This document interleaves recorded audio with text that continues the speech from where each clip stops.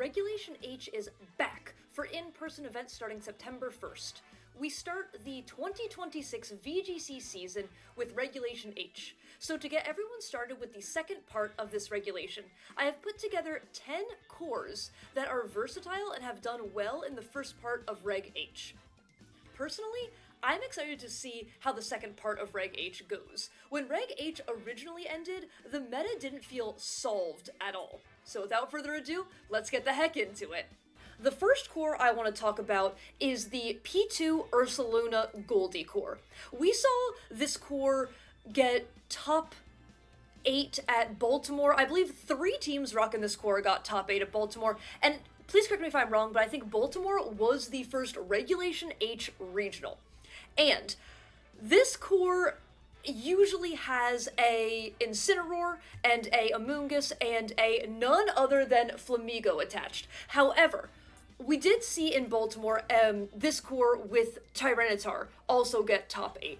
And so this core, it's just solid, right? It's just solid mons, bulky mons that also pump out damage. You got P2, you got the Ursaluna. Additionally, the P2 and the Ursaluna were on Marco Fierro's LAIC, yes, I believe, winning team.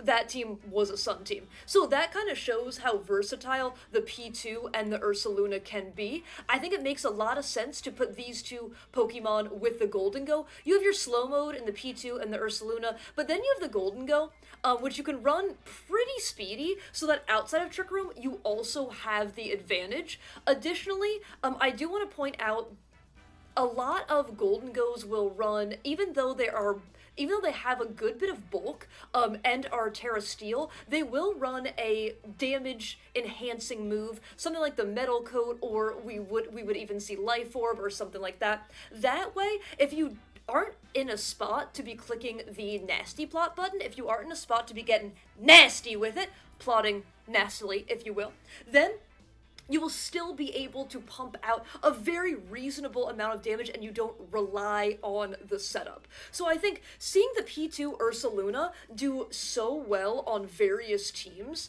really shows how versatile the core can be and how you really can fit it if you're building a team and you feel like you want a slower, bulkier mode, or a Trick Room mode to kind of punish your opponent for trying to outpace your mons, then I think the P2 and Ursaluna is a great core for that.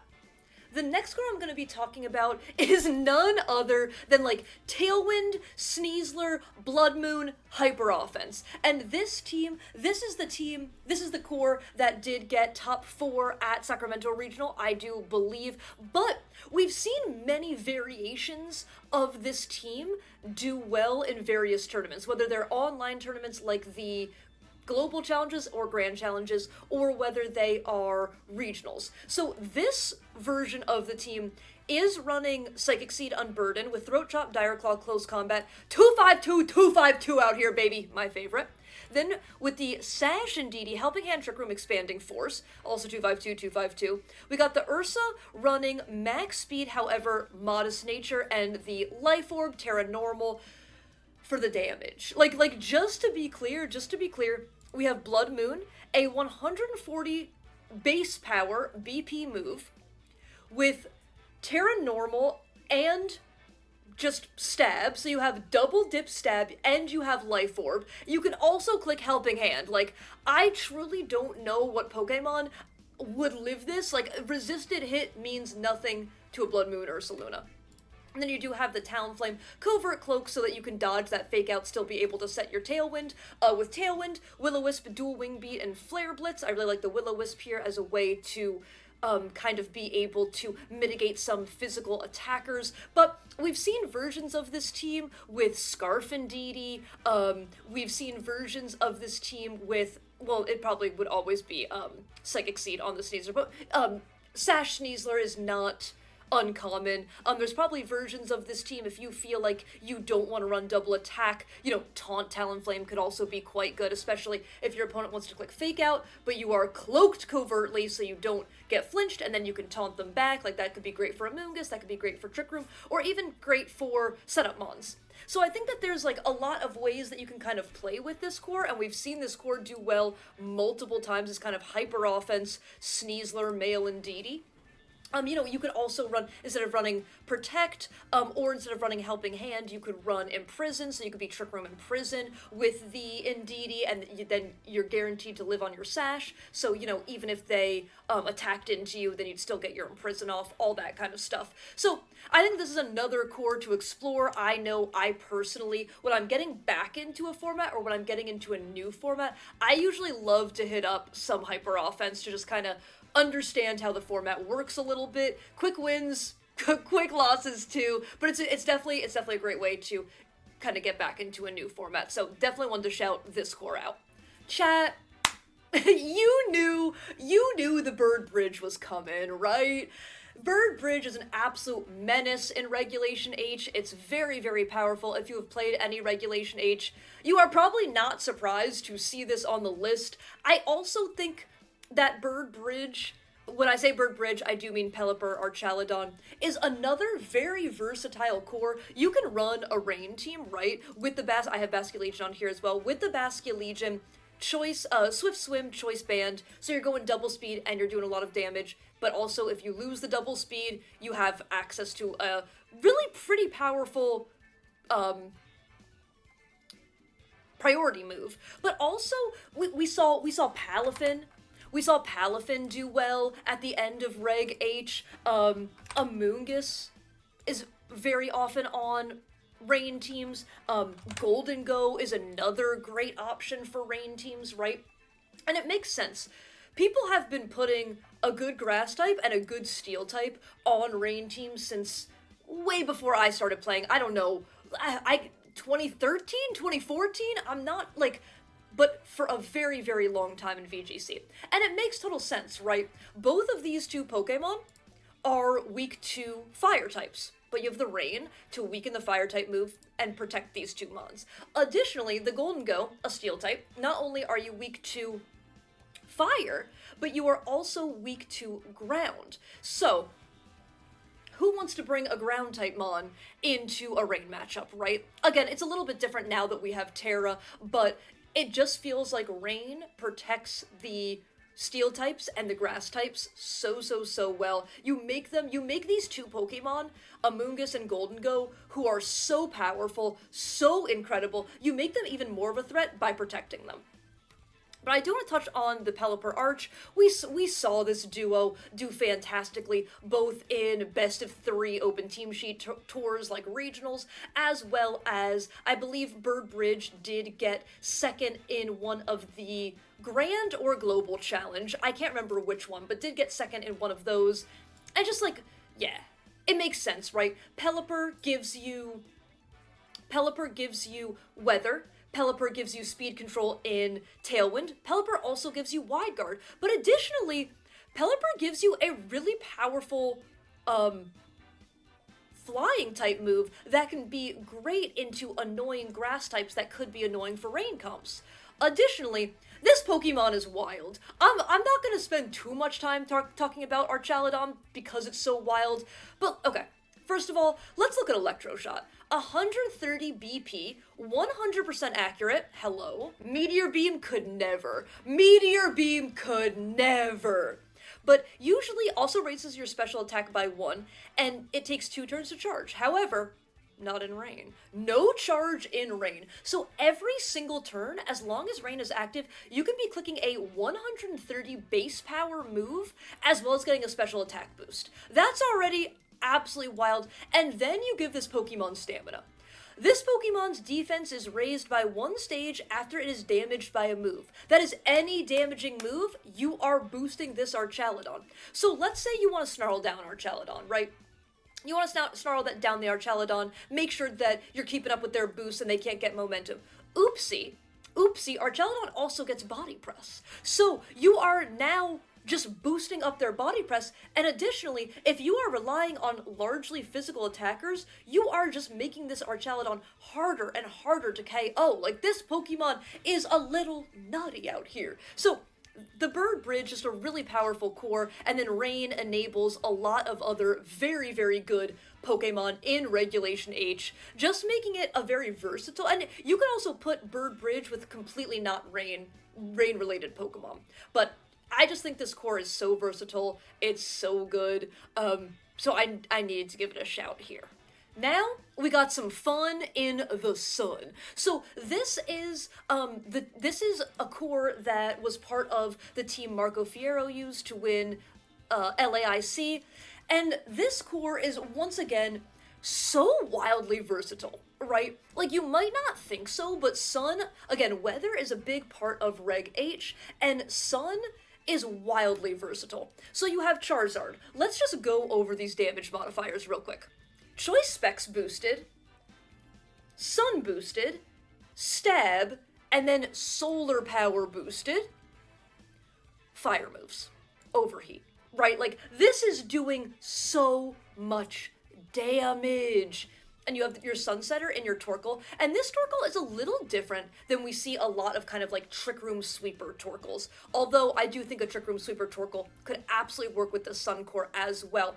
But this Torkoal is really cool, right? Because let's say you lead Torkoal to enable the Charizard or to enable the Jumpluff, you get to click Overheat, then you get to eject pet, you lower your own special attack, you get a lot of good damage out, and then you get to switch out to be able to bring in a different Mon that's maybe better suited to if you click Tailwind with your Jumpluff. Or you're able to bring in, like, reposition and bring in a Mon whose special attack is not at -2. But also, most importantly, you save your weather. So if you're in a Weather War situation, you get to swap your weather at the end of the turn, because Torkoal's more than likely going last. So then you get to bring it in later, and Sun is very important for the Sun Core. But I do also want to give Jumpluff a shout. Jumpluff actually gets a lot of great moves. These are the exact sets, EVs, that Marco did run literally on his team. So we have the Sleep Powder, we have the Sunny Day, we have the Rage Powder, and we have the Tailwind. And this is a fantastic Jumpluff set. But Jumpluff also does get Encore, right? Encore is another great move, and the thing about Chlorophyll Jumpluff with Encore, to me, specifically, that is so good, is you are a very fast Encore, right? But importantly, you are not Prankster. So let's say Incineroar, a Dark type, wants to click the Fake Out. You can Encore that Incineroar into Fake Out, whereas a Pokemon like Whimsicott couldn't, because Whimsicott has Prankster. So I think that there's like a lot of value in being a very, very fast, and we see it in, you know, Reg G and Reg I with Calyrex Shadow.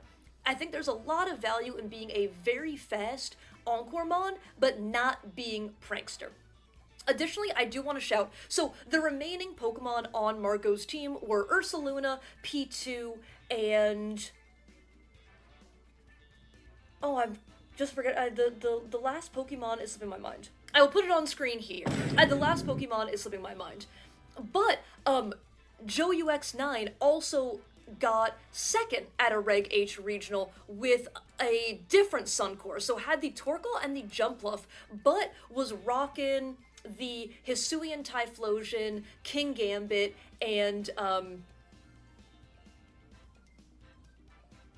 oh my gosh. The,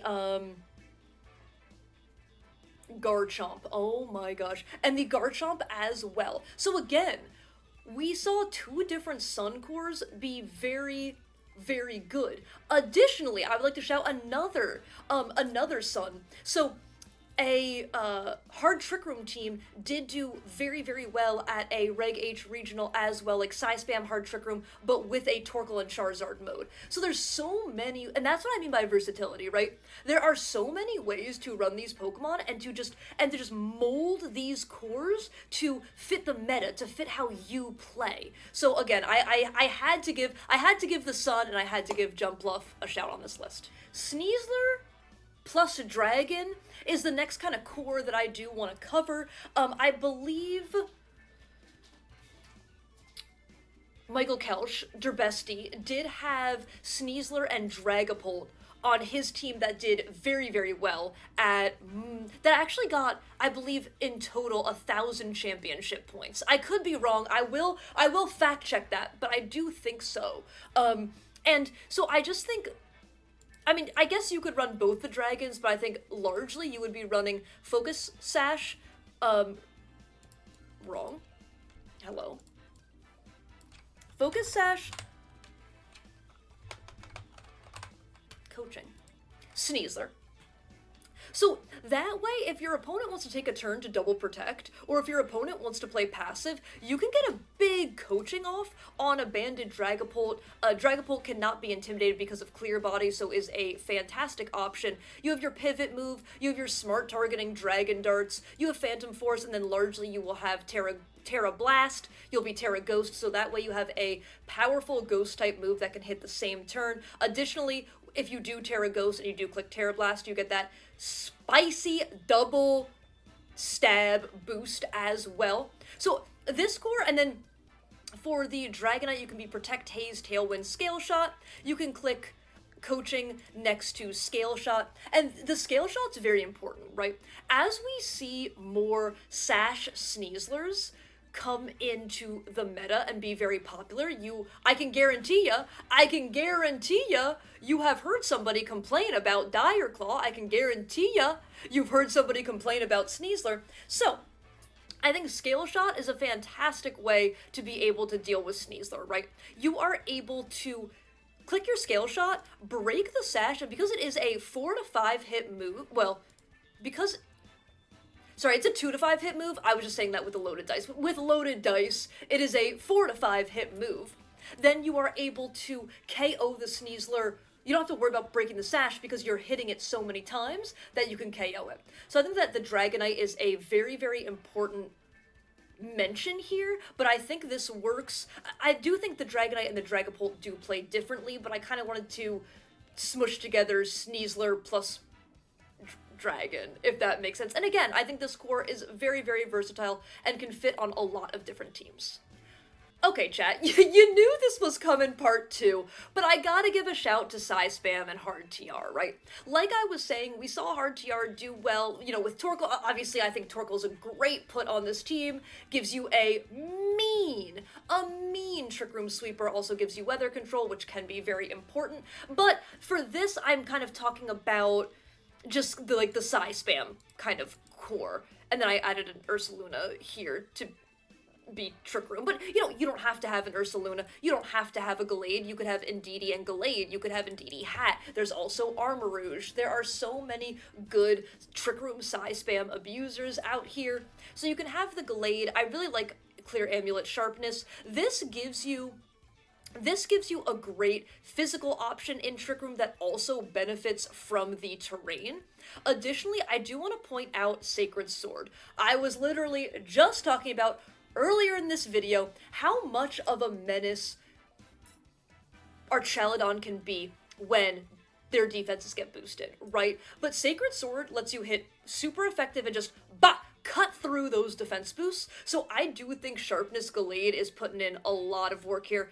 Terra Fire, so that way you can't get burned, so you can't be intimidated, you can't be burned. It's going to be very, very hard to be able to slow this Gallade down. Additionally, the Sacred Sword is a fantastic option because, what does Spam not really want to face? Dark types, right? Don't really want to face dark types.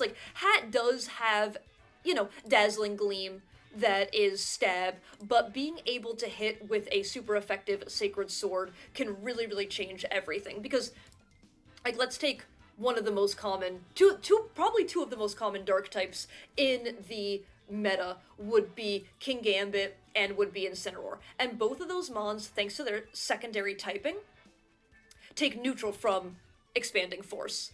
Sorry, they take nothing from Expanding Force. Take neutral from Dazzling Gleam.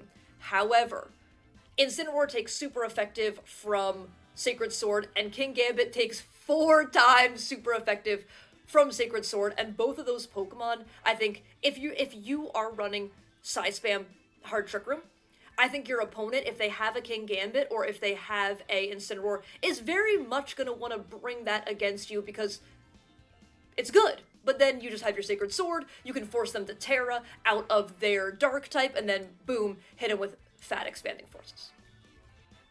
Okay, for this one, I did bring you a whole heckin' team, and this is the team that, Michael Kelsch, der bestie, did use to get at least 1,000 CP, 1,000 championship points for the season, which is absolutely mad. And again, not a core. I know it's not a core, but it does kind of show off the Sneasler Dragapult. And that there are other cores that also work well within this team, like Sneasler Gambit, like Gambit Magmar, because that way you get to click Swords Dance and follow me.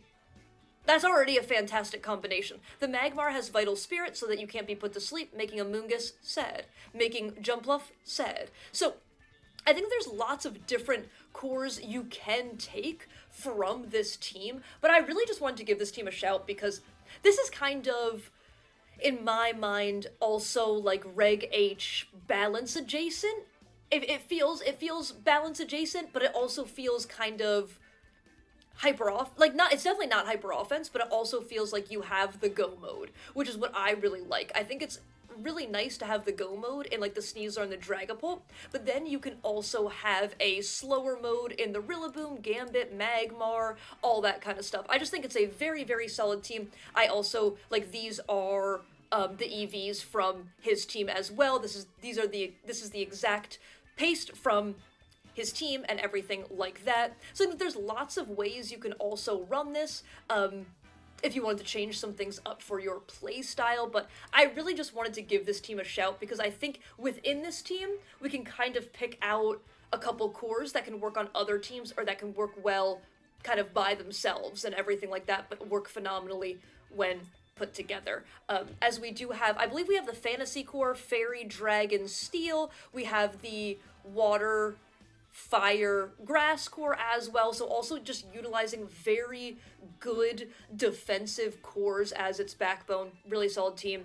And I know it's not a core, but I wanted to give it a shout. This one's a little interesting, right? This one I kind of have as like Annihilate plus support, but you could also kind of like put Golden Go in there and be like Golden Go plus support. I think this is more for the Annihilate. I do think like you could probably just stick Golden Go on a team like this and it would also be quite good. We saw James Beck do very, very well with a team utilizing the Annihilate, the Whimsicott, and the Clefable. These are his sets here that he used on that team. So we do have Safety Goggles, Terra Water, just a fantastic defensive typing. Drain Punch, Bulk Up, Rage Fist, Protect, and then you have the Whimsicott. You sash Whimsicott, you have Sunny Day to break up rain teams. As we already covered earlier in this video, rain teams are threatening. They have so many very, very good options, so being able to break that up is fantastic. Encore, Disruptive, Tailwind, you can go fast. Moonblast as your attack. You also have the Clefable, and once again, Terra Water, Unaware Clefable puts in so much work because Unaware means Clefable is unaware of the Pokemon's boosts, right? So you are able to click Follow Me on Electro Shots, but the Clefable doesn't get affected by the +1, so can take more attacks. So it's just great in that way. You also have Misty Terrain to disrupt both Side Spam, which just covered, and Rillaboom, who's another very, very popular choice in Regulation H. Follow Me, Moonblast, Protect, and then you have the Mousehold, and the Mousehold is the very classic partner with the Annihilate, because Mousehold does get beat up, right? And beat up, you can beat up into your own Annihilate, not taking very much damage, but boosting your Rage Fist, so that way you can do much more damage, right? Rage Fist gets 50 power for every attack this user has taken in. So let's say you click beat up and your Annihilate gets hit 3 times, it's base 50, so that's to 100, 150, 200. So immediately turn 1, if your opponent lets you click beat up and Rage Fist, you have a 200 BP power move immediately turn 1, right? So that's very good. Additionally, Mousehold does have that Friend Guard able to protect the Annihilate. You can use Taunt. I personally like Taunt. I've used a lot of Mouse Ape. I personally like Taunt. Taunt is great. into mons like Amoonguss, into mons that would want to set up Trick Room, into mons that would want to set up into Tailwind, anything like that, and then follow me finally. But I do think, you know, if you have Taunt on another mon, you could do... I don't know what I was trying to type. Super Fang.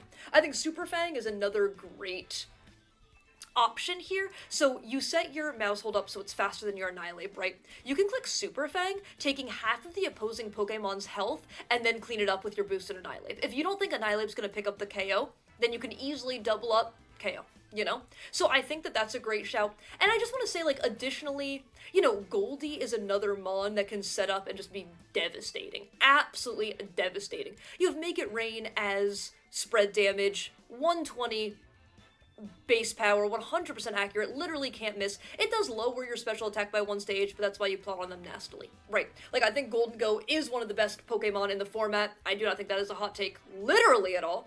So, again, I think, like, you could even have a team that's Annihilate and Golden Go plus your support mons. You know, so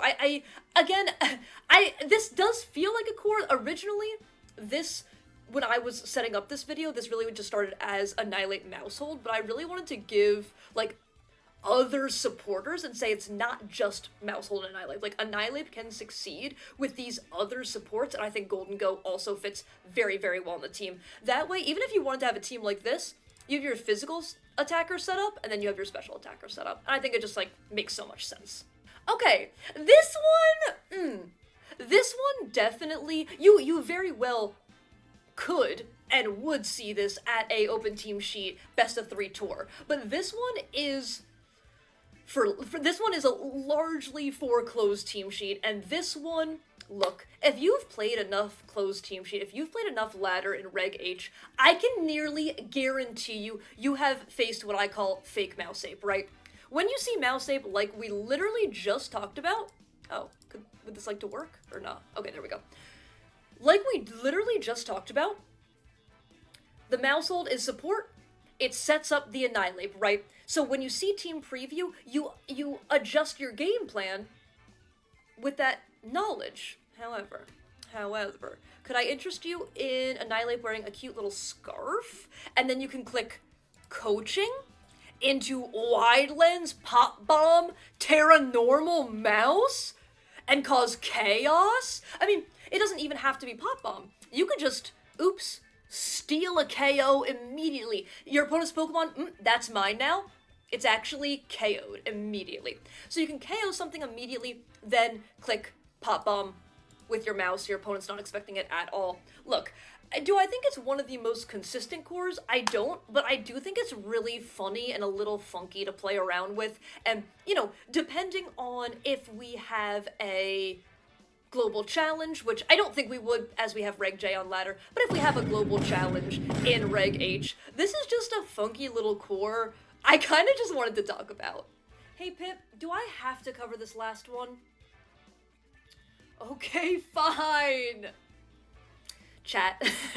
Up next, we do have Dondozo. Look, we even saw Dondozo do well in, like, Reg G and the occasional Reg I teams. Like, this Pokemon not going anywhere. And I feel like, if you know me at all, you know I do not like Dondozo. But I really had to give it a shout here because Dondozo's tough, right? There are so many different Dondozo sets that you can run. You can run an offensive set with EQ, Liquidation, Order Up. You can run a more defensive set where you're setting up your defenses and you get to click Body Press. And that's tough to deal with, right? Like, Intimidate, Parting Shot, do not lower your defenses. So there really are very, very, very few ways to be able to mitigate that kind of damage. Burn is one of them, but really, very, very few ways to be able to mitigate that damage. Unfortunately,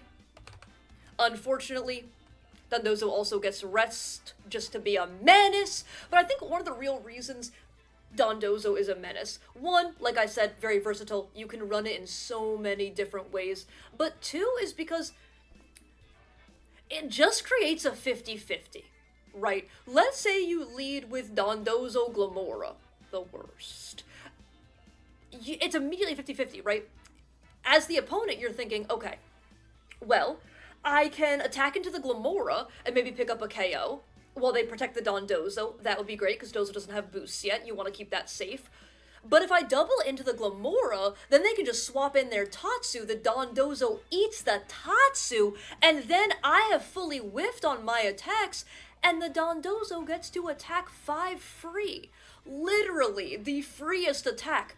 So this core is so tough. 1, versatile. Already makes it tough to play around. 2, just instantly creates a 50-50. So okay, I'm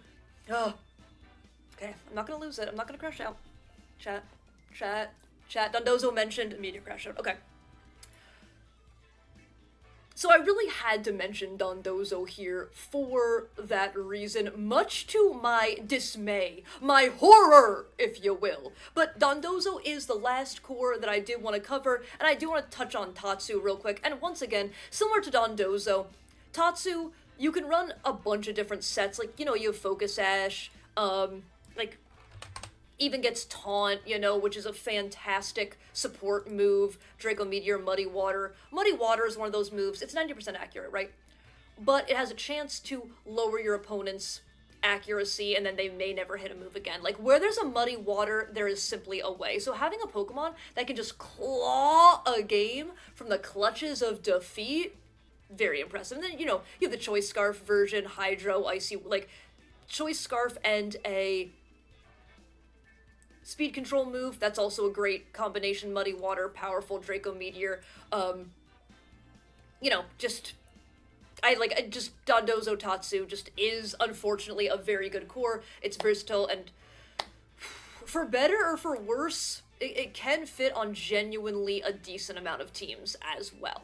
Thank you all so much for watching. I really do appreciate that. If you did enjoy this content at any time, please feel free to leave a like, comment, and subscribe to the channel. It really does help me out. But that's going to be it from me today. If there's any teams you'd like to see me use in Regulation H, please let me know. I am cooking up a little video. Y'all know I do like to use my favorite Pokemon, Espeon, in Regulation H. I have already won a ladder tour. I got second in another ladder tour. And I really want to do another Espeon video, just because, like, the serotonin, when I get to use Espeon and then delete Pokemon with psychic moves, it's very fun. It's very, very fun. So that is something I do have in the works. I am cooking that as well, but if there's anything you'd like to see me use, please feel free to let me know. And I hope everybody has a great day. Okay, that's it from me. Bye!